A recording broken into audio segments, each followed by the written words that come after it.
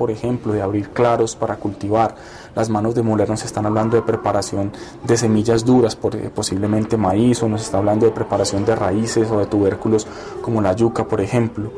Artefactos como estos, obtenidos por talla, con bordes cortantes y algunos de esos bordes retocados con golpes más cuidadosos y más precisos, nos está hablando, por ejemplo, de acciones como cortar, como raspar, ¿cierto? Y posiblemente el aprovechamiento de vegetales o la elaboración de artefactos en madera, o también el beneficio, pues, al aprovechamiento de carne y otro tipo de alimentos.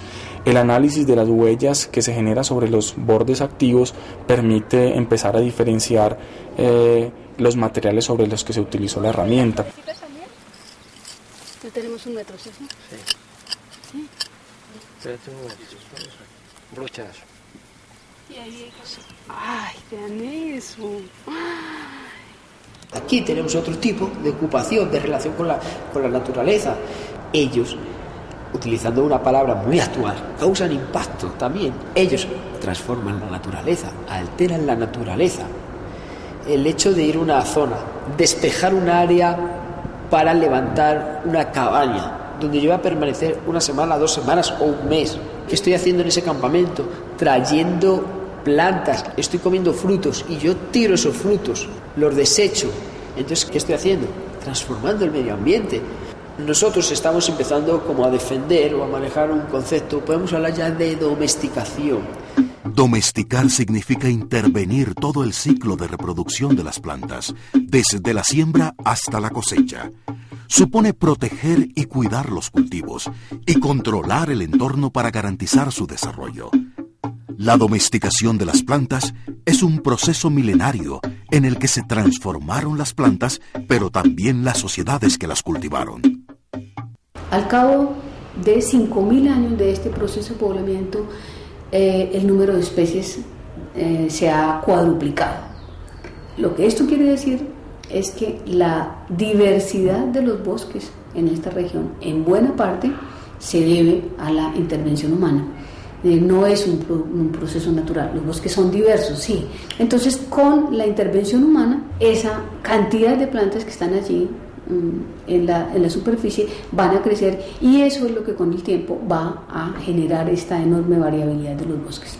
Los descendientes de los primeros pobladores de Porcedos empezaron a vivir con más frecuencia y durante más tiempo en los sitios que hasta entonces habían ocupado solo por temporadas.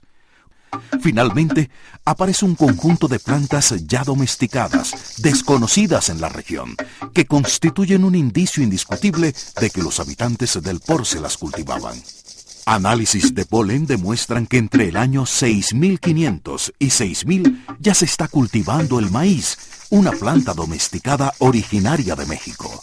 De manera que el maíz no resultó de un momento a otro, sino que los indígenas estuvieron miles de años desarrollando poco a poco esta planta. Empieza a aparecer la yuca, empieza a aparecer la batata, empiezan a aparecer las cucurbitáceas, las calabazas. Eso también, lo dicen los botánicos, no se corresponde, no es originaria del noroccidente, de toda esta región andina, viene de otras áreas que hay restos arqueológicos están datados.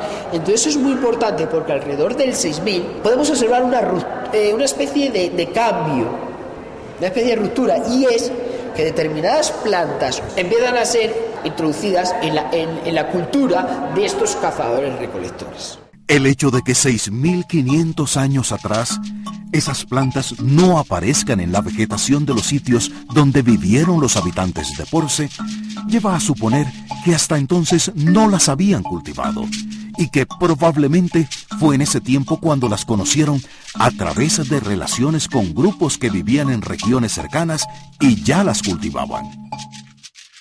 Entonces, esta gente, poniéndonos en la piel de ellos, claro, cuando introducen los cultivos, obviamente tuvo que haber cambios en los desplazamientos. Si antes me movía cada 2 semanas, por poner un ejemplo, ahora seguramente ya la duración de los asentamientos aumenta, porque si yo tengo cultivos, que es tener un cultivo, tener más reserva alimenticia.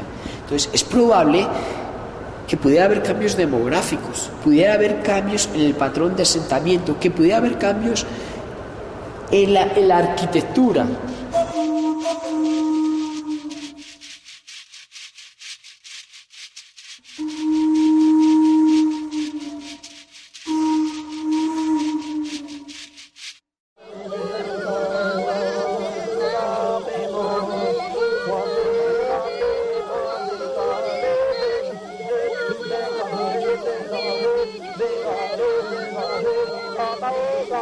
Una de las manifestaciones culturales más importantes que marca un cambio en la concepción del territorio entre los pobladores del Valle del Porce ocurrió hace un poco más de 7.000 años.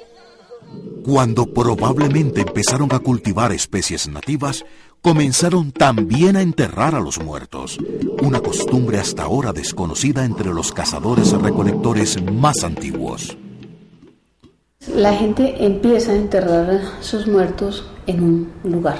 No todos los muertos, algunos de sus muertos, en un lugar, en un cementerio, y ese cementerio va a ser la marca por excelencia de, digamos, como una manera de expresar: este territorio es nuestro, en este territorio están enterrados.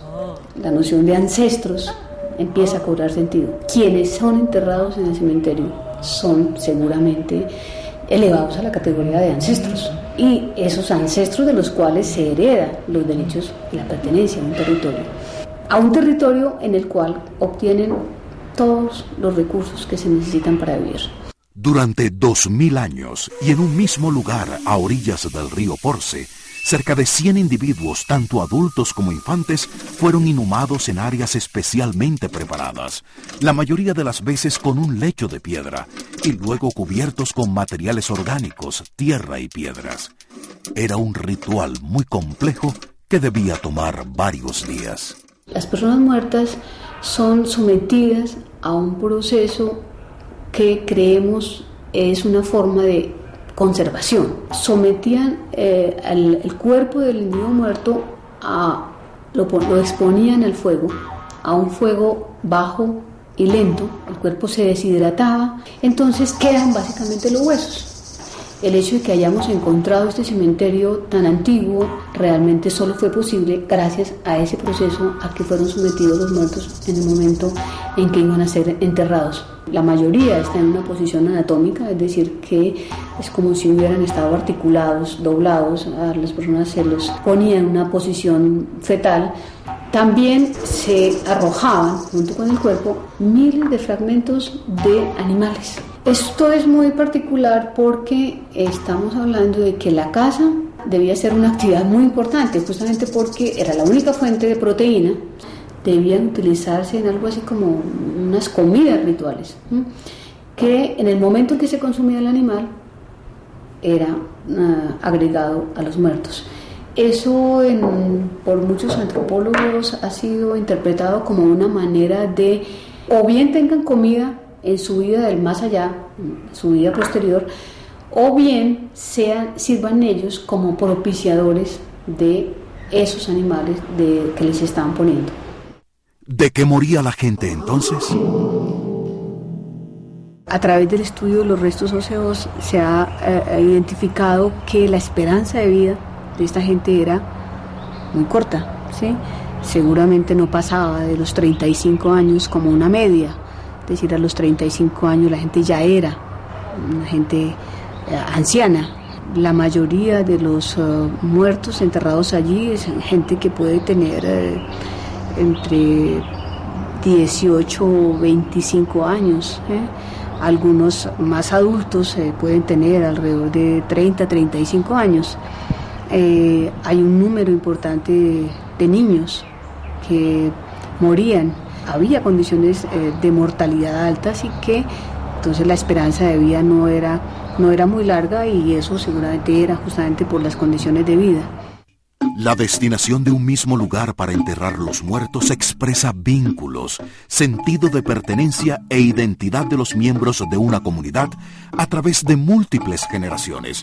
De este modo, el cementerio estaría legitimando simbólicamente el derecho a un territorio apropiado, transformado y significado por los habitantes del Porce Medio. Enterrar a los muertos fue también una estrategia de apropiación económica del territorio.